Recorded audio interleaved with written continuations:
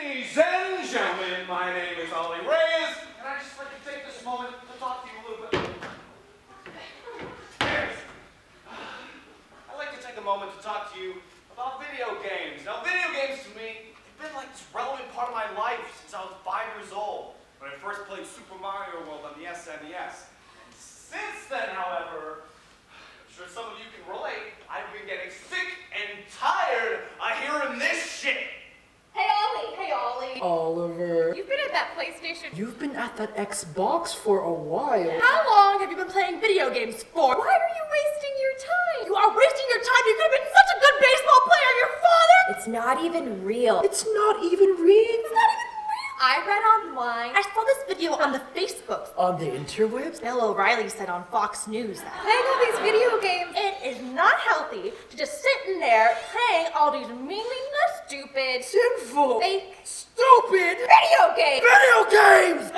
Maybe you should go outside. Maybe you should go outside. Go outside for a couple hours. You can't play video games. You're fat. It's nice outside. You're really fat. Outside into the real world. Real world.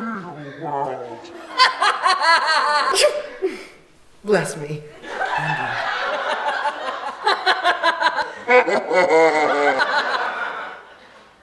So listen up, old people and ignorant swine alike. I'm gonna say it, the real world sucks. It's awful. No one ever goes up to you and says, hey, the real world is great. It's totally not gonna kick your ass. No one says that. And I'm gonna say that video game realities are better than reality itself. And I spent the last 2 semesters making this video to prove it to you. So roll that shit, Sarah. Video games allow you, the player, to live and experience and do things in their world. Not every game does it perfectly or well at all, but when they do, these games keep players engaged enough to a point where they feel like they're in this universe. I mean, even though they might not literally say, yes, I'm in this universe, when people talk about games, they say things like, I climbed this mountain, I fought these monsters, I beat this boss, or I solved this puzzle. The game isn't engaging and doing things in the universe. You are. You are in this world. And these worlds are absolutely incredible now. They surpass the highs and transcend the lows of the reality we live in. Because the major differences between the real world and the game world is that games are designed, right? See, the values, functions, and mechanics of a game can easily be changed, and they often are, for the sake of creating the most perfect reality possible. And that is the inherent goal of games, to create the most enjoyable reality to be in. The real world, on the other hand,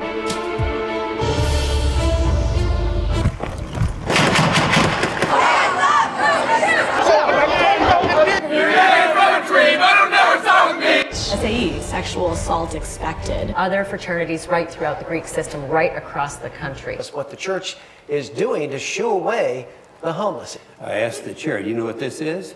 It's a snowball. I'm actually a Canadian citizen. 7 of 10 graduating students left college last year in debt. Yay! Red, white, and blue! is not like that. So, here's how games immerse players into their worlds. Designers use several methods, characteristics, and design choices. The biggest characteristic being tactility, the controller, the quintessential part of a video game. By definition, a video game is an experience that cannot progress unless the proper input is given. You can't move forward in the world unless you offer some physical movement. Typically, you'd only move your thumbs and fingers, but even this is enough to make someone feel like they're in this other world. The direct correlation between your inputs on the controller and the events on the screen essentially make them feel as if they're one and the same, but not like entirely the same, right? Like, we're not idiots. We can obviously tell that we're holding plastic controllers looking at a series of animated images. But really anything that suspends our disbelief or makes the brain focused on the game and less focused on the fact that it's merely just a series of pixels being projected on a plastic rectangular screen can make this and this feel like they're one. Things like interactivity with items in the world, cognitively demanding environments, consistent and logical set of system, consistent and coherent visual language, responsive and satisfying controls, sounds that match events on the screen, and many, many more. Designers have to make all these characteristics work together Otherwise, players won't be interested. They have an incentive to create a more perfect reality, and they do. In Super Meat Boy, when you fail at conquering an incredibly difficult situation, it's your fault, but the punishment for making mistakes is minimal, which encourages players to keep trying until they feel a genuine satisfaction that they have beaten something that was seemingly impossible minutes before. But when you're taking a math test or something, the teachers haven't truly made sure you completely understand the concepts. You are taking that test whether you get it or not. Then after you realize, oh, I didn't understand everything, well, it's too late. You're on to the next lesson. What's up with that shit? In any racing game, if you get hit by a car and crash, it's cause you suck at driving. It's your fault, but you get to try again. In real life, you get hit by a car, there were trillions of variables that were completely out of your control that led up to that very moment. Even if you had some understanding of how the world works and you followed the rules that life had given you, you could just fail at life. Just because. It might not be your fault, but you'd still have to suffer the incredibly horrible consequences. Fucking sucks! It's bullshit!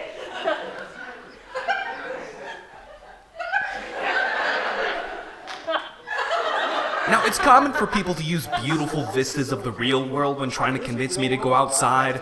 Or rather, they use stock video footage of expensive places when trying to convince me to go outside. But at this point, visuals in games surpass the real world. When designers are given the power to carefully craft an environment and its visual style, you get these incredible looking worlds that can't be replicated in the real world. It's a prime incentive for designers to create the most fun, rewarding, and immersive world. The real world just isn't like that. The rules aren't conveyed clearly, and even if they are, the rules might not be fair, not everyone will follow those rules, and yes, there is a lot of beauty in the world. But most of it is ugly and unappealing, and there's not an incentive to make everything look amazing. Oh, come on, Ollie, life ain't that bad. No! Life is that bad. I mean, rewards in life aren't clear. They always come with caveats, and they're so subjective. So many people don't know what's right and what's wrong. Victories are always questionable, and so are failures. It's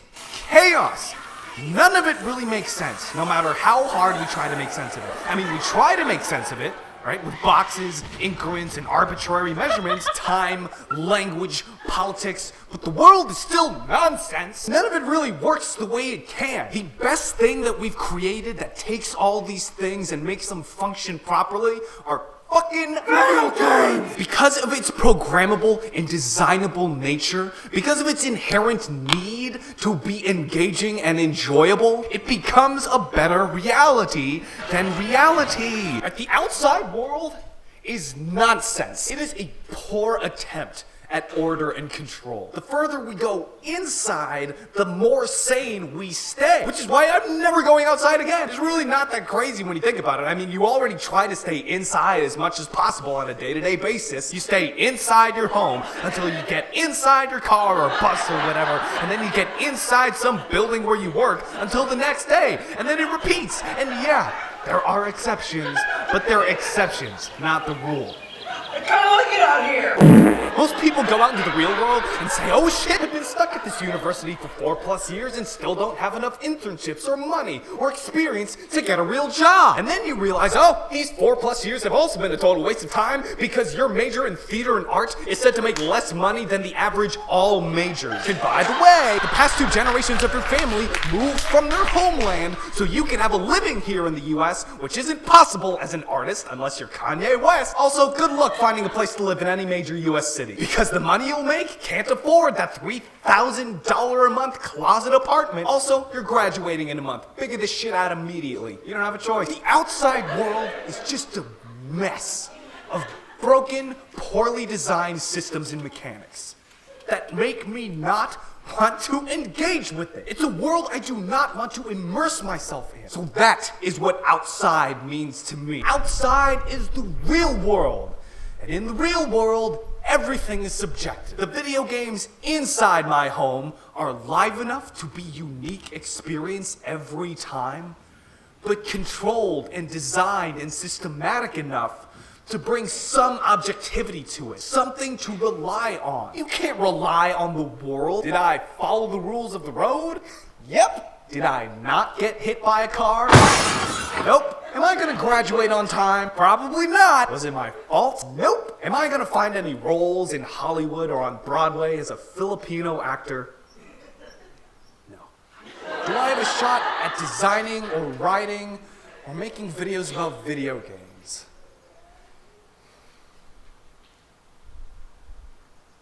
They have always been something I could rely on.